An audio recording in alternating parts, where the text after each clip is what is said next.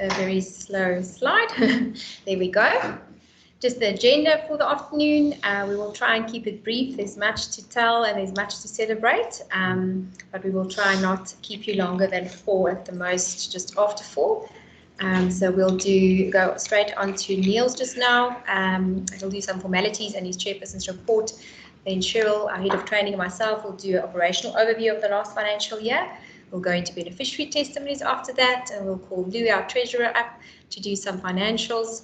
And then we'll give you, our members and our partners, an opportunity for some Q&A, and then a short wrap-up around the board, and then we're done. So, hope you've got your coffee.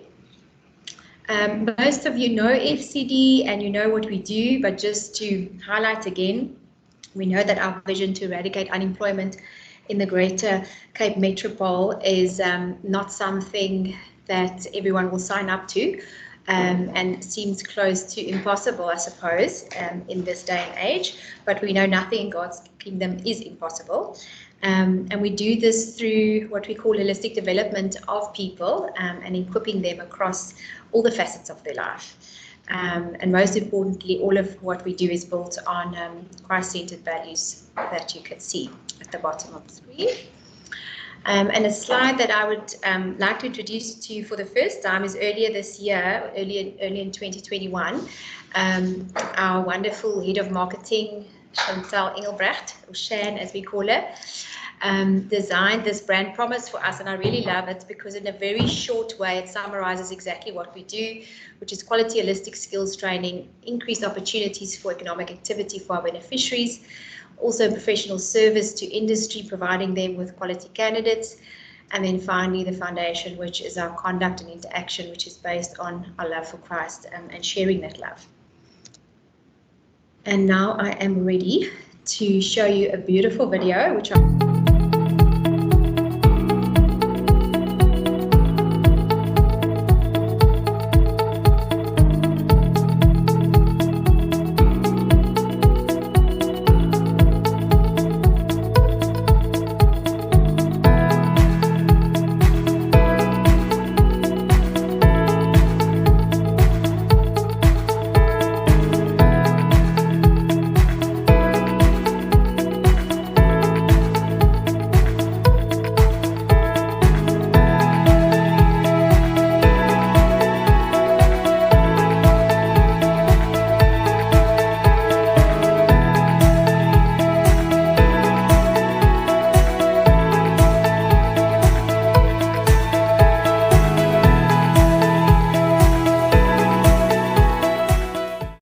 Before I get to my report, good afternoon to you all, and just 2 items on the agenda that I'd like to handle. The first is apologies.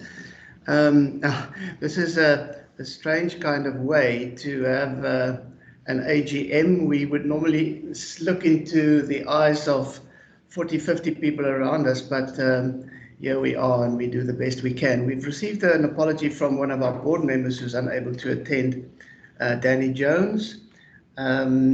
The next thing I want to do is just to confirm the minutes of the previous meeting. I can tell you, and you would have seen that there's been attached to the link that was sent out to you, the minutes were sent out. The minutes were approved by the board at its meeting last year on the 20th of November.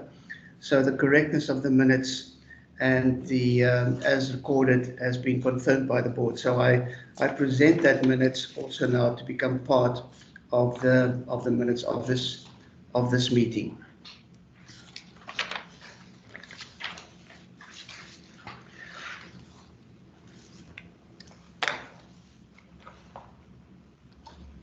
FCD is God's ministry, demonstrating God's love to people and meeting the needs in the world. We are reporting the results of FCD's operations for the financial year 2021, concluding 11 years of training and development and of unemployed people. This has been a journey of 10 years plus 1, I would assume, as everything in our world changed during the course of last year. The global COVID-19 COVID-19 pandemic has changed the way the world thinks, speaks, lives, works, eats, travels, studies. In fact, in almost every facet of our lives, we have been forced to adapt to living in a different world order to survive and sustain ourselves in such unprecedented circumstances.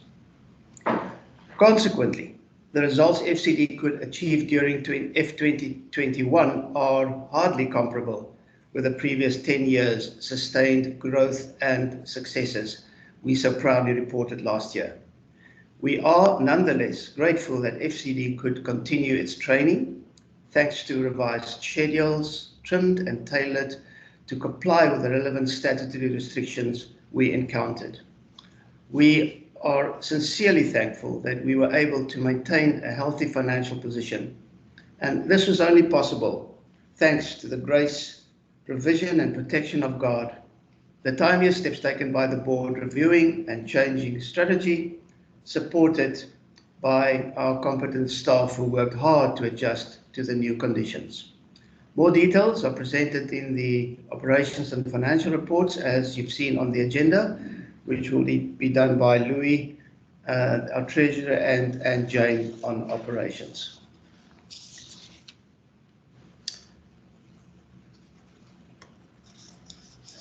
An inevitable outcome of the impact of the COVID-19 pandemic on FCD going forward requires that we as a board and management ask ourselves relevant questions about our current role, direction, and future strategy. To develop the right strategy, the right questions must be asked, and we find ourselves at a very interesting crossroads with a signpost reading FCD, Quo Vadis, whither goest thou? In this context, I would suggest we challenge ourselves by answering the following questions before we continue with a strategy based primarily on historic perspectives. And the questions are three: why, how, and what? Firstly, why? Why do we exist and do what we do to achieve and establish vision and purpose? Secondly, how will we operate to facilitate the above? Who are our beneficiaries and what will be our strategy? And then thirdly, what? What will we do and provide as a product offering to achieving our objectives? Before FCD moves forward, I think it is opportune to strategically rethink and review why, how, and what we believe in and act upon as our shared purpose. We need to ask ourselves, how would we know that we are successful? How would we set standards? And how would we measure ourselves? A new measure reflecting the value of FCD, disclosed here for the first time, is represented by the calculated gross domestic product, GDP as it's commonly referred to, created since its beginning. A recent study by one of our valued partners, True South Actuaries, revealed the following interesting figures from the accumulated data captured over the 11 years. Firstly, and you have it on the slide, the total investment in human capital over the 11 years made by FCD is 11.1 million rands. Secondly, the average investment per beneficiary is approximately 4,450 rand. Let me explain that. Over the 11 years, we have had 2,500 students or beneficiaries moving through FCD, acquiring some additional skill. And the investment over the 11 years of 11.1 million divided over the 2,500 students reflect an individual investment, an average individual investment into each beneficiary of 4,450 rand. What's interesting from the study is that the return of this investment reflected in the multiple per rand investment is 38. Now, what that means is that every rand invested multiplies to 38 rand in terms of value created in GDP by those students in their working life. And if one takes the total 2,500 beneficiaries, then the calculated gross domestic product created by FCD through its investment of 11.1 million rand in 11 years totals an amount of more than 420 million rand. Now, I'm sure you will agree that new insights like the above unleashes an invigorating excitement to continue with the work of FCD. In conclusion, I want to thank every board member, volunteer, donor, partner, and staff member for their passionate and loyal work and support during the past year. I am continuously reminded that we all have been given the grace to serve FCD's ministry and purpose over a determined season. Hence, two board members, Dale Blom and Francois Brouwer, concluded their terms during the past year. And I want to thank each one of them for their services to FCD in a very distinctive way. A new board will be elected and appointed today, later on in this meeting, for the next term, and I am very excited about the passion, the diversity, and the skills and experience that new members will bring to the board. I have to offer a sincere word of appreciation for the executive board members, Chris Loubser as Vice Chair, Linda Oosthuizen as Secretary, and Louis Meyering as Treasury, for the extra time and contribution they make. And on behalf of the board, I want to thank and congratulate our CEO, Jane Gelderman, and her passionate team, now already consisting of 10 members, for their diligent work during the past year. Finally, and above all else, we are grateful for the grace of our Lord Jesus Christ, the love of our Father God, and the fellowship, wisdom, and guidance of the Holy Spirit, which we receive every day. I thank you.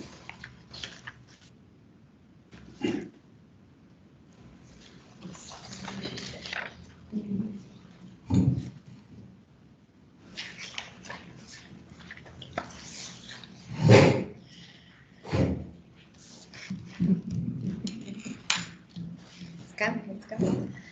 Okay, cool. Am I ready? Thank you, Niels. Masker. Thank you. Thank you, Niels, for your leadership, vision, and passion for FCD and God's kingdom. You're valued and appreciated. Now over to the numbers. I'm just going to give you brief nuggets of this nice, interesting, informative, what they call infographic. And then there'll be a little bit more detail about some of them later on. So maybe just to start with the first one on the top left, our portfolio of skills programs remained at 7 in the 2021 financial year. However, watch the space in the 2022 financial year for a new member of the family called So For Profit, but not much about that now. The reduced number of certificates and families impacted, as you will notice, is no surprise, taking into account the COVID lockdown resulting in no training happening for at least 3 months last year. And since July 2020, we had significantly had to reduce our numbers due to social distancing, and we are still only operating at 50% capacity at our main centre. A bit more detail around that in Cheryl's report. Then our number of volunteers and placement partners also retracted for the same reasons, but we are grateful, not by large numbers, and that the majority of our partners and volunteers remain active and committed despite COVID. Our volunteers, as you know or would know, play a huge role at FCD, and we are so grateful for that.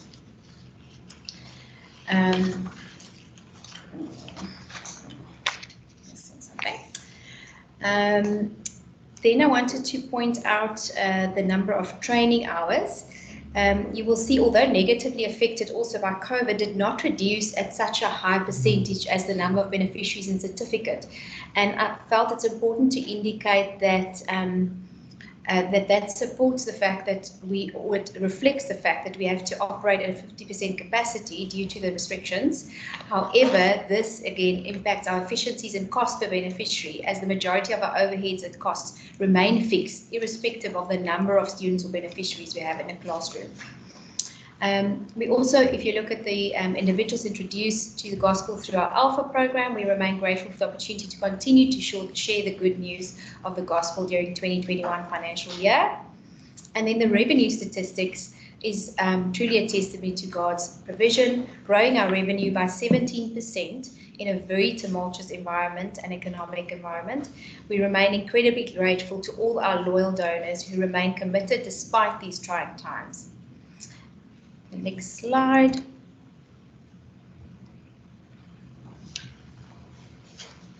we go. Okay, see, you don't, there we go. So this is just a reflection, a brief reflection on our 11-year milestones, a snapshot of where we are at after 11 years of existence. And these are all indicators we are very proud to report, and reflects the hard work of all staff and the valued loyal partnerships across all platforms.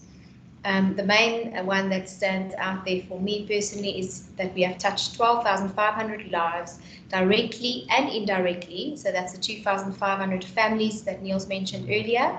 And we use a multiplication factor of 5. They say in the communities we serve, we could use up to 7, as much as 7 people in one family unit. But we rather stick to the conservative side, and that gets us to 12,500 lives directly and indirectly impacted through our programs. I believe that is something for us all to be proud of.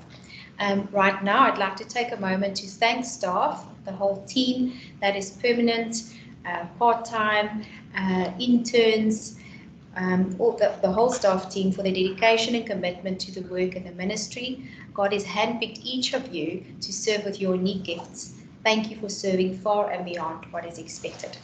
And now I have the privilege to hand over to Cheryl, our Head of Training, who will take you through some more detailed slides around the training stats.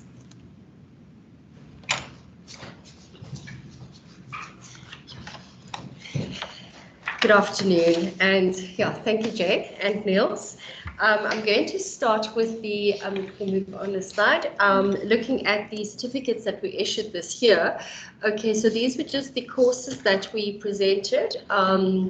And yeah, so as we look at the certificates issued this year, you can see that, yeah, we're really very grateful that we were able to issue 191 certificates during the last financial year, during the last financial year, despite the challenges that Jane mentioned in her report.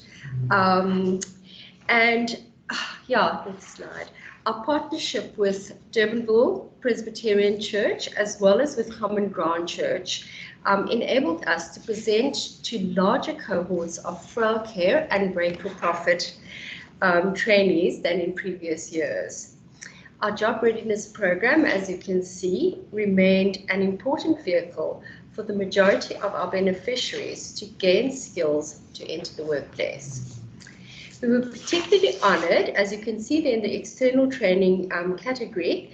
That was training that we presented in the last financial year to the Fisantikral community kitchen owners, where we equipped them with business, basic kitchen and life skills to support a very much needed community transition from their dependency, or from the community's dependency, on the soup kitchens that were set up during the height of the COVID crisis.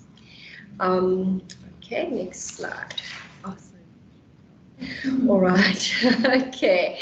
Yeah, this is a lot more unfamiliar than I expected it to be. Yeah, all right. So with then, in addition to the training that we also offer beneficiary services, which contribute significantly to the overall well-being of our beneficiaries. These services included counseling, small business mentorship, as well as unemployed graduate mentorship. Well, we've always done mentorship. We've through our follow-up calls that are taking place on a regular basis. We started formal coaching and workshops in the previous financial year. That's why you won't see the unemployed grads mentorship listed for 2019-2020. Okay, you'll also know, we're just still on that slide, poverty stoplight surveys were also done with the selection of our beneficiaries over the past 30 months. And these indicate that FCD's programs have had a positive impact on the beneficiaries who graduate from our programs.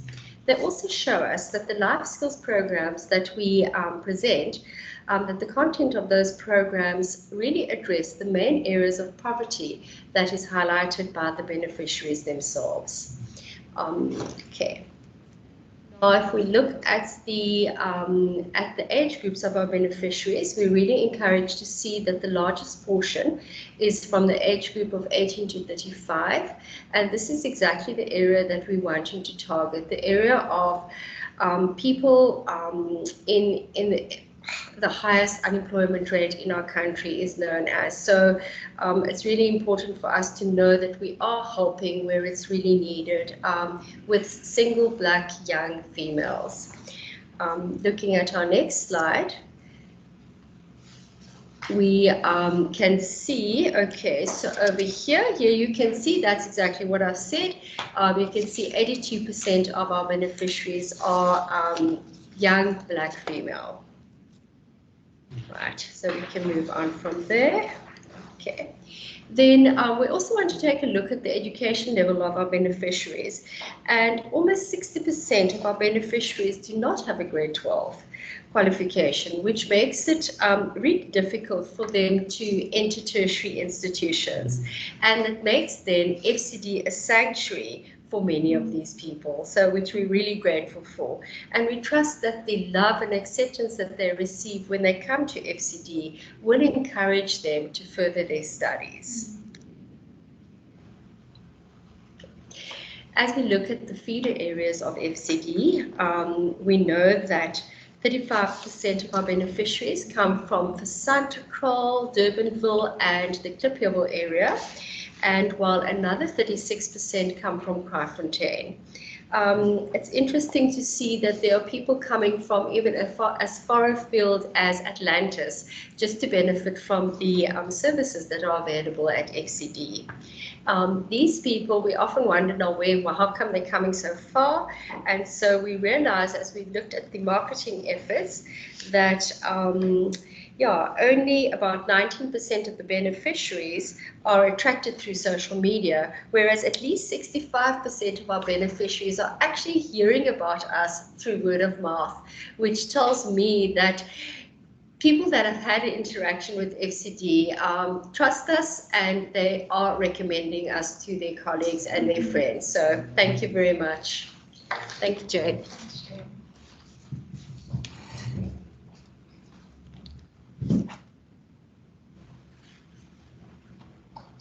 Thank you, Cheryl, for sharing that. And I know we are so proud of our training team and what they achieve with at times limited resources and lots of challenges. So we commend the training team.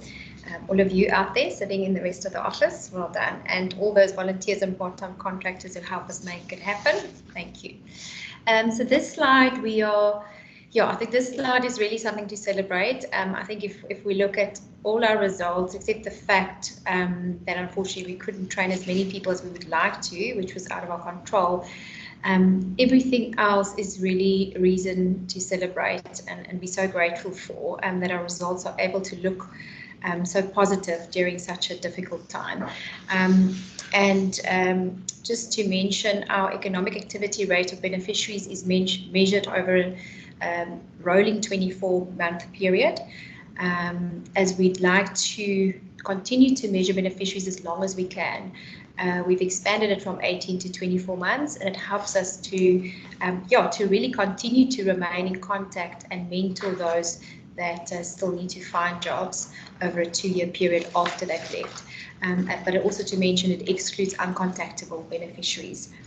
It really is something that we are grateful for, that 7 to 8 out of every 10 beneficiaries have been able to become economically active after their training with FCD, really since 2016-17. So over the last 5 years, we've built that number up steadily, and we are very excited about that growth.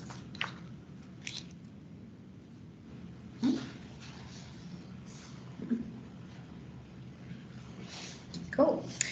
Then this is a quick snapshot of our job shadow and placement partners. We couldn't achieve the economic activity rate without these partners. We really are grateful for their partnerships, both in providing beneficiaries with job shadows, but also at times placements. There's about 117 business and private placement and job shadow partners in total, so this is really just a snapshot of those. However, from this slide, you will note there's some really strong brand names out there who are supporting us in terms of industry partners.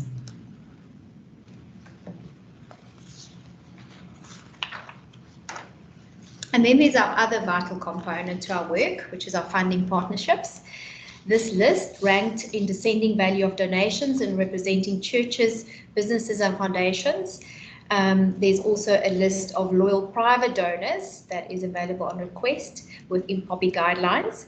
But without all of these donors, we cannot achieve any of the milestones that we were able to report today. We really salute your generosity and we humbly thank you for your loyal support. And as you will notice, this also includes businesses and churches who donated non-monetary items and donations, which provide us with critical resources, such as the clothing that we very successfully sell out at our pop-up fundraisers, intern sponsorships, transport vouchers, laptops. We just really are so privileged to every now and then receive donations in kind that really support the organization's goals and priorities. No worries. Then our beneficiaries. And let's get to those that are at the heart of what we do and the heart of our work, which is our beneficiaries. Their testimonies make us laugh and cry about the beauty, the victories, and the hardships of their journeys, each so special and unique. We are just, what a privilege we have to be part of their journeys. And maybe just to share a few of them with you. This is Barbara, and I really practiced saying his surname. I'm going to try again. Gudzanayi. I'm sure I got that wrong, Nunca. I'm so grateful to God, she says, as he gave me this job on time when I really needed it. I continually ask myself whether it is at all possible to get a job in such harsh times. I want to encourage everyone that there is a God in heaven, and with him all things are possible. Thank you, FCD. I will never forget your goodness and kindness. And after Barbara finished, shortly after she finished the Back for Profit course, she was offered a job at Palm Grove, through our network of partners. And then there is Nadine, and she'll come up next. Another beautiful lady, Nadine van Wyk. She finished the business skills course early in 2021, and she says it was as good as she thought it was going to be, which we're grateful for. And the next step for her is to start her own business, and she wants to learn more about God. And we're also grateful Nadine found employment at Ackerman's Cape Gate, and she's looking really smart in her work uniform there. And then I want to just share with you a video testimony that we thought was really special.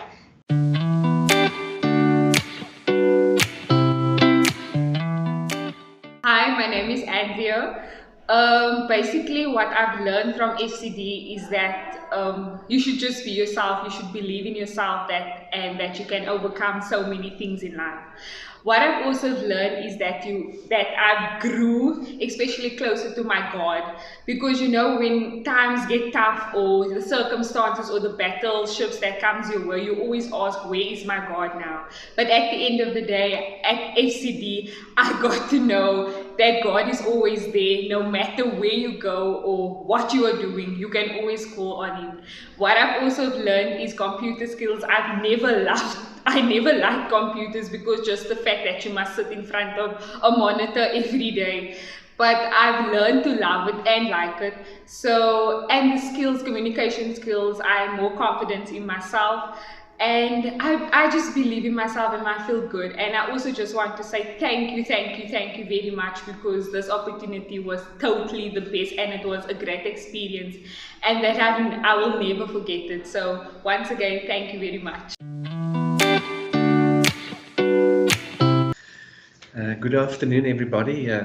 Thank you for the opportunity from my side, just to give a quick flashback of what happened in terms of the finances of this beautiful organization. I would just like to thank Renee Alford that assists me putting together the finances of this organization. Thank you for your work, Renee. So let's start with some formalities that we do get our financials audited each year to make sure that everybody that depend on us, stakeholders and people, beneficiaries and people providing us with funds, that they can rely that we do look after the finances in a proper way. So we got the financial statements and our records audited again, and I'm just showing a quick extract of the audit opinion. As in previous years, the auditors do qualify the audit report just because of the nature of donations that can't always verify, and it's just the nature of how this organization or any of similar organizations work. So it's almost a formality that they put that in the audit report every year. But if one looks at when they outline how the financial records and the position looks for the organization, it sort of states there that everything is presented as it should, and everything was done as per the Act requires. So we're really fortunate that we can have that kind of opinion again. It is important to us that we do look after the finances and everything that goes around that in a proper way. All right. Maybe just a quick, Niels mentioned it and Jane as well, the fantastic track records and milestones that we've accomplished over the years. And this slide just gives a quick overview of the revenue, the growth in our revenue over the last 5 years. And as you can see, every year for the last 5 financial years, the revenue has actually grown. What makes it even more amazing is that even in the last 2 years and also continuing, is that even although with COVID, we still managed to grow our revenue, and that is just by pure grace from God and also from the organizations and people that do support us. It's actually it's amazing, and because of that, we can continue the good work that you've seen in the previous presentations, and the lives we do reach with that. And we need funds to enable us to do all the spectacular things that you've seen in the slides before me.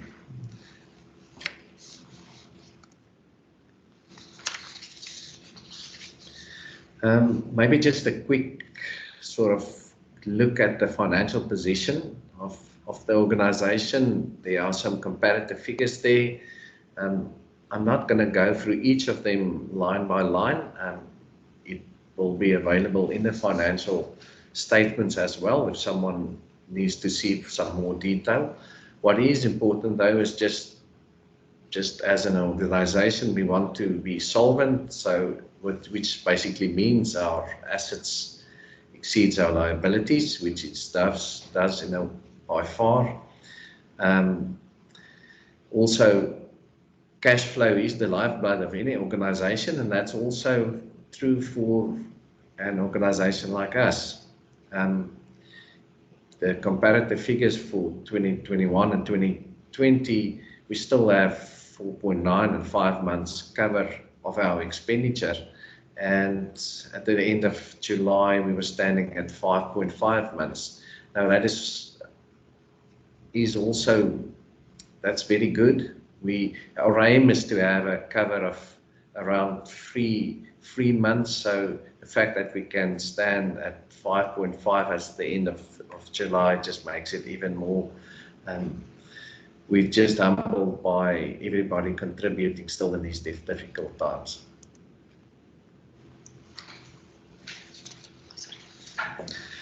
Maybe just a quick sort of outline of our revenue.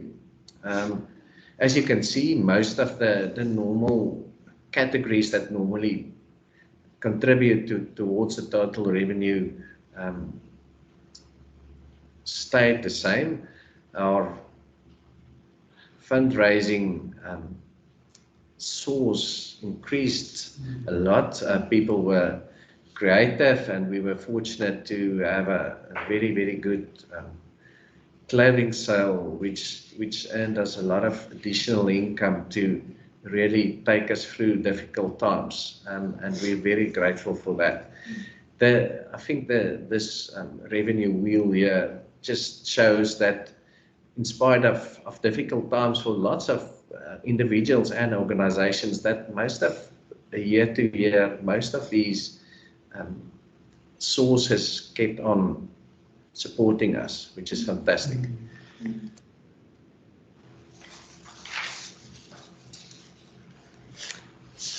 Then in terms of expenses, we had our share of difficulties, as the previous people pointed out. With our main aim is to train people, and we couldn't train them as well as we wanted to because of COVID, and we had to maybe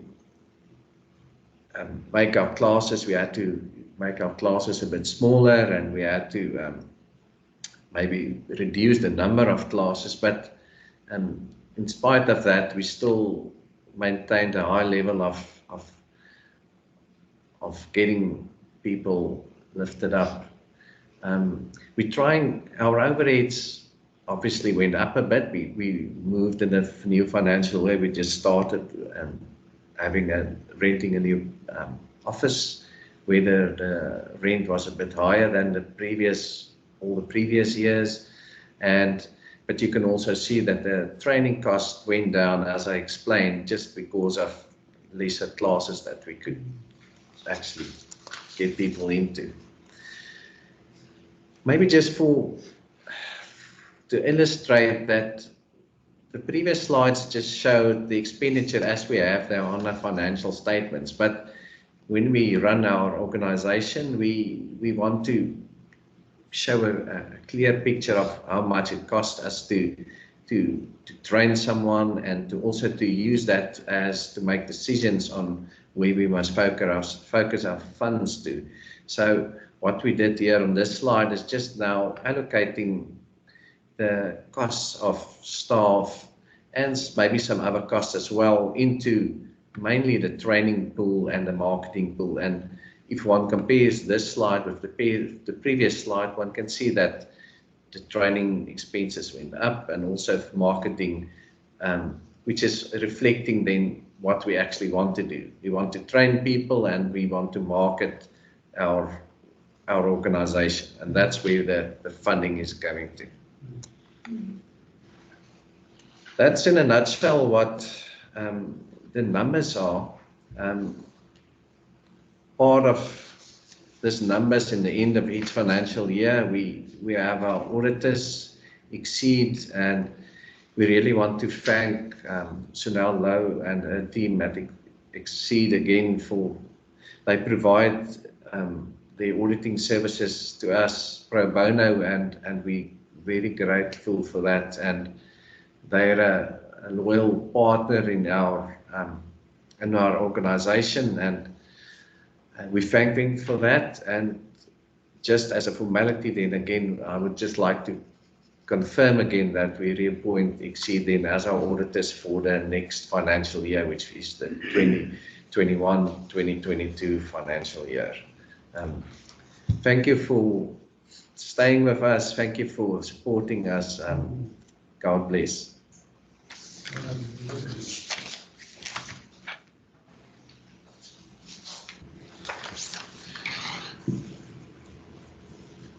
Thank you, Jane, and thank you, Louis, and Cheryl for the presentations. So our constitution provides for that we should every year appoint a board, a management board. We're not a board of directors, we're a management board.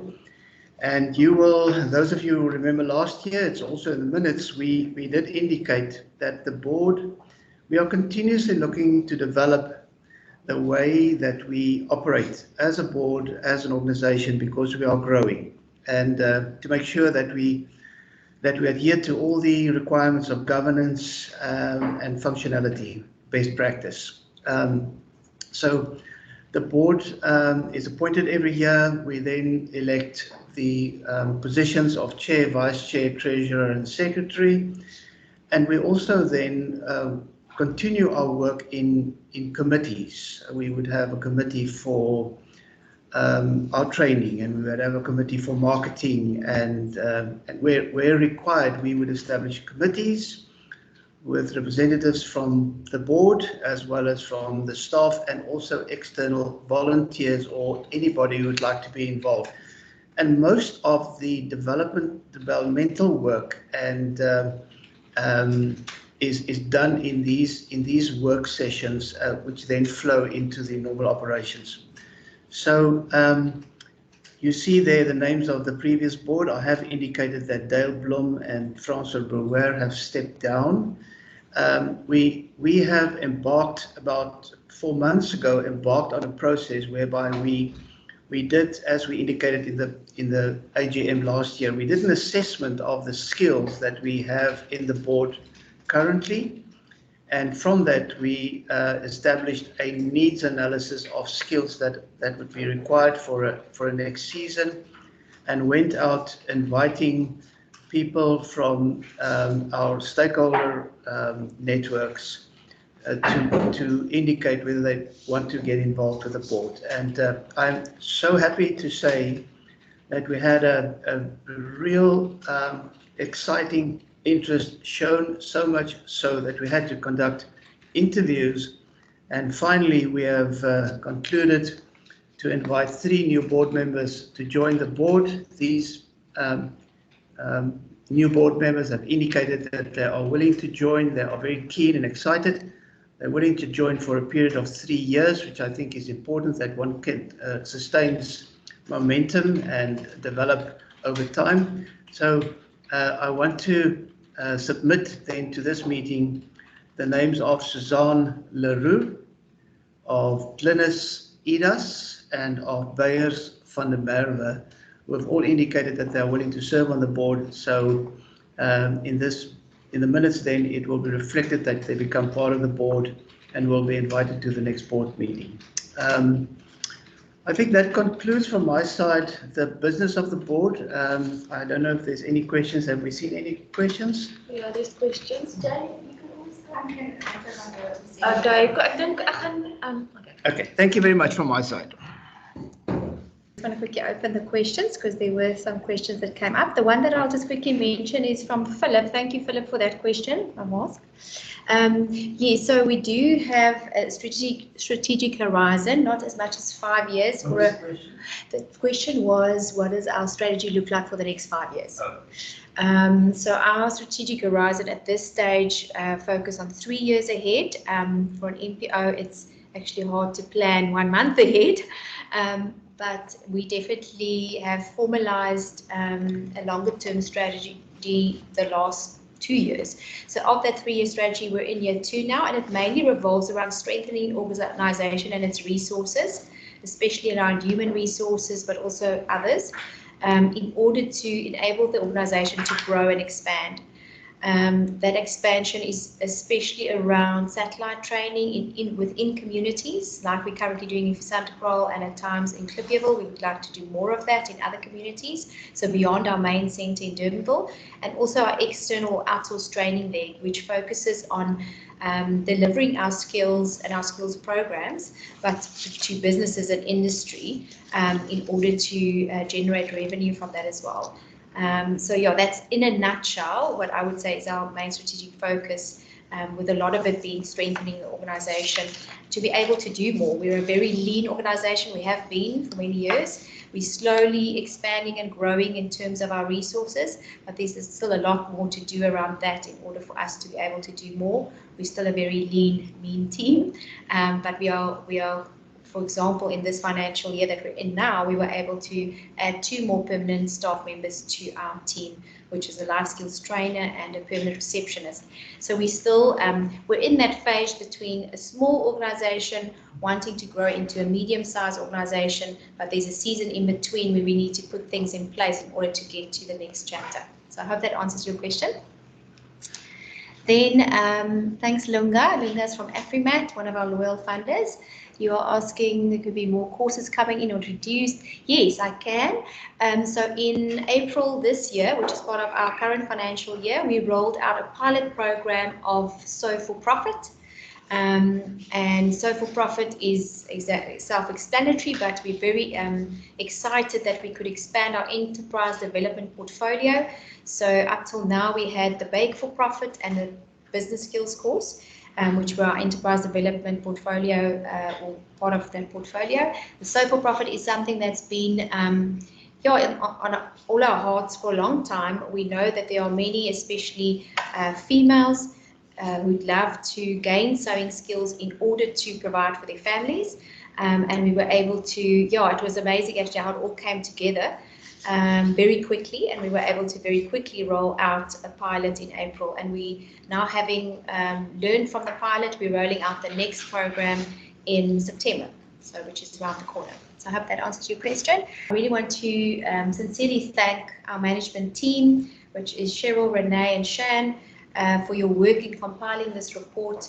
And then a special thanks to Shan, our Head of Marketing, Partnerships and Events, for a very beautiful, professional and high standard presentation, graphics, videos, even though technology lets us down sometimes. I'm very proud that every year our AGM presentation and our annual report improves its level of professionalism and beauty. So thanks for that. And then to you, our members, our volunteers, our partners, our funders, thank you for joining us. Thank you for taking an hour and a bit out your busy schedules to come and listen what we have to say. We hope that we inspired and encouraged you to continue your partnership with FCD in whatever capacity that might be. You each play a vital role in the organisation, and also pray God's blessing over you and your families and your businesses, and we trust that you will stay safe and healthy in the months to come. Cool.